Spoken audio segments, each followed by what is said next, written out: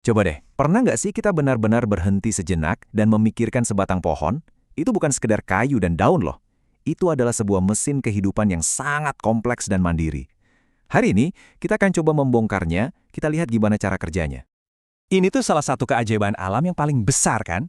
Gimana caranya sesuatu yang begitu besar dan kokoh bisa membangun dirinya sendiri cuma dari elemen-elemen paling dasar? Nah, jawabannya ada pada desain internal yang super brilian. Sebuah pabrik bertenaga surya yang sebenarnya ada di depan mata kita. Yuk, kita mulai perjalanan kita dari paling bawah. Oke, bagian 1, sisi tersembunyi. Untuk benar-benar paham soal mesin ini, kita harus mulai dari tempat yang nggak kelihatan, jauh di bawah tanah. Kita akan mulai dari fondasinya, sistem perakaran yang luar biasa. Jangan pernah deh meremehkan akar. Akar itu bukan sekedar sedotan pasif. Mereka itu aktif banget menyerap air dan nutrisi, menancapkan seluruh struktur tumbuhan dengan kokoh ke tanah, terus juga berfungsi sebagai gudang makanan buat masa-masa sulit, dan jadi titik awal buat semua sistem transportasi. Intinya, mereka ini fondasi serbaguna untuk segalanya. Dan kalau kita lihat lebih dekat lagi, anatomi internalnya tuh cerdas banget. Ini kayak sistem filter multilapis. Semuanya dimulai dari epidermis di bagian luar, terus masuk lewat korteks yang jadi tempat penyimpanan, lalu diseleksi ketat sama endodermis yang tugasnya kayak penjaga gerbang, sebelum akhirnya sampai di stel, pusatnya sistem perpipaan tumbuhan. Tiap lapisan punya tugasnya masing-masing yang presisi. Nah, disinilah kita mulai melihat ada dua aliran desain yang fundamental di dunia tumbuhan. Coba deh lihat tata letak internal pipa-pipa ini. Pada monokotil kayak jagung, pipanya tersusun rapi membentuk cincin. Tapi di dikotil kayak kacang, mereka membentuk pola bintang yang khas di tengah. Perbedaan arsitektur yang kelihatannya sepele ini punya dampak besar banget loh terhadap cara tumbuhan ini tumbuh dan bertahan hidup. Jadi, gimana caranya sebuah biji tahu harus tumbuh ke arah mana? Jawabannya ada di sebuah prinsip elegan yang namanya geotropisme. Ini adalah respons bawaan terhadap gravitasi. Akar itu secara positif tertarik sama gravitasi, selalu tumbuh menembus ke bawah buat cari air. Sementara batang justru sebaliknya, selalu berjuang tumbuh ke atas menuju cahaya. Ini kayak kompas internal super simple yang memastikan tumbuhan memulai hidupnya dengan benar, dimanapun biji itu jatuh. Oke, kita naik ke atas permukaan tanah sekarang. Bagian 2, kerangka penghubung. Setelah berhasil menembus tanah, kita sampai di batang. Ini adalah kerangka pendukung sekaligus jalan tol super yang mengangkut informasi dan nutrisi bagi tumbuhan. Batang itu tugasnya banyak banget. Jelas, dia memberikan dukungan struktural, mengangkat daun-daun tinggi ke arah matahari. Tapi dia juga jadi jalur transportasi utama, dengan pipa-pipa yang bawa air ke atas dan gula hasil fotosintesis ke bawah. Dan buat beberapa tumbuhan, batang bahkan bisa jadi gudang cadangan dan titik awal buat pertumbuhan baru. Batang ini adalah penghubung yang kerja keras banget. Dan sekali lagi, kita lihat lagi perbedaan desain monokotil versus dikotil. Pada monokotil kayak bambu, berkas vaskular atau kabel-kabelnya itu tersebar acak. Nah, pada dikotil kayak pohon jati, mereka tersusun rapi dalam sebuah cincin. Kunci perbedaannya ada di sesuatu yang disebut kambium, lapisan pertumbuhan yang dimiliki dikotil tapi nggak dimiliki monokotil. Inilah sebabnya pohon jati bisa tumbuh makin lebar tiap tahun dan jadi pohon besar, sementara bambu nggak bisa. Bagian 3. Pabrik bertenaga surya. Nah, sekarang kita sampai di bagian paling menakjubkan dari mesin ini, mesin penggeraknya. Daun adalah tempat keajaiban sesungguhnya terjadi. Sebuah pabrik mini super canggih yang mengubah sinar matahari jadi makanan. Ada 3 hal luar biasa yang terjadi di sini secara bersamaan. Pertama, fotosintesis, proses ajaib bikin gula dari sinar matahari.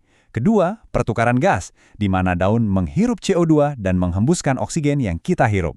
Dan ketiga, transpirasi, pelepasan uap air yang sebenarnya jadi mesin pendorong seluruh sistem perpipaan tanaman. Ini adalah pusat aktivitas yang super efisien. Coba kita bahas transpirasi sebentar, karena ini benar-benar luar biasa. Tumbuhan itu kan nggak punya jantung buat mompa air. Sebaliknya, mereka pakai fisika sederhana. Waktu air menguap dari permukaan daun, itu menciptakan sebuah tegangan, mirip kayak kita nyedot minuman pakai sedotan. Gaya isap ini kuat banget, sampai bisa narik kolom air dari akar puluhan bahkan ratusan meter ke udara, melawan gravitasi, tanpa satupun bagian yang bergerak. Ini rekayasa yang jenius banget. Dan tentu saja, tema kita kembali lagi. Coba lihat urat-urat di daun monokotil kayak rumput, mereka lurus sejajar. Sekarang bandingkan dengan pola jaring yang bercabang kompleks di daun dikotil kayak daun mangga. Perbedaan desain ini bahkan berlanjut sampai ke struktur sel di dalamnya, yang mengoptimalkan tiap jenis daun untuk lingkungannya masing-masing. Bagian 4, generasi berikutnya. Oke, jadi mesinnya sudah dibangun dan berjalan dengan efisien, terus apa tujuan utamanya? Ya, seperti semua makhluk hidup, tujuannya adalah untuk menciptakan generasi berikutnya. Dan untuk itu, tumbuhan menggunakan beberapa rekayasa paling rumit dan indah di alam, bunga, buah, dan biji. Strategi reproduksi bunga itu dimulai dari anatominya. Bunga sempurna itu bisa dibilang mandiri. Mereka punya bagian jantan dan betina dalam satu paket.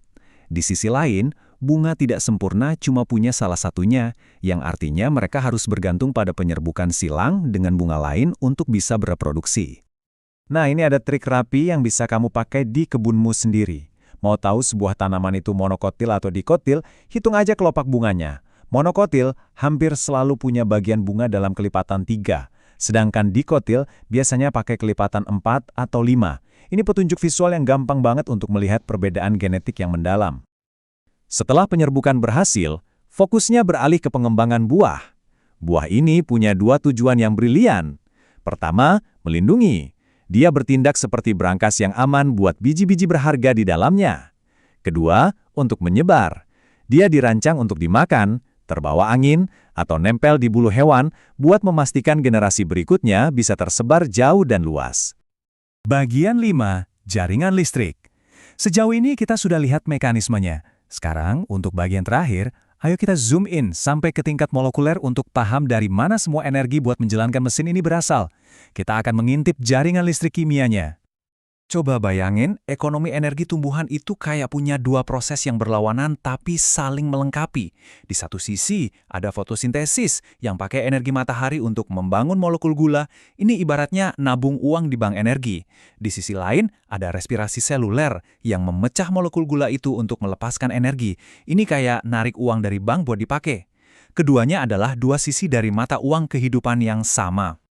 Fotosintesis sendiri itu seperti tarian 2 langkah yang elegan. Pertama, dalam reaksi terang, energi dari sinar matahari ditangkap dan diubah jadi paket-paket energi kimia sementara. Terus, dalam siklus Kelvin, energi tadi dipakai buat mengambil karbon dioksida dari udara dan merakitnya jadi molekul gula. Jadi, menangkap energi, lalu membangun materi. Dan pahlawan tanpa tanda jasa dari seluruh proses ini, dan mungkin di seluruh planet, adalah enzim bernama Rubisco. Ini diyakini sebagai protein paling melimpah di bumi. Tugasnya yang super penting, melakukan langkah pertama dalam membangun gula, secara harfiah menangkap molekul karbon dioksida dari udara dan memasukkannya ke dalam pabrik molekuler. Jadi, gimana caranya tumbuhan menguangkan gula yang sudah dibuatnya? Ya lewat respirasi, yang terjadi dalam 3 tahap utama. Dimulai dengan glikolisis yang memecah gula jadi 2. Kemudian siklus Krebs memecahnya lebih jauh lagi. Akhirnya, rantai transport elektron adalah tempat pembayaran besarnya yang secara efisien melepaskan semua energi yang tersimpan dalam bentuk ATP, mata uang energi universal sel. Jadi, dari akar yang tersembunyi sampai ke pabrik surya di daunnya, tumbuhan adalah mahakarya rekayasa yang senyap, efisien, dan sepenuhnya berkelanjutan. Dia membangun dirinya sendiri dari udara dan cahaya, dan memberi daya pada dirinya sendiri dari matahari.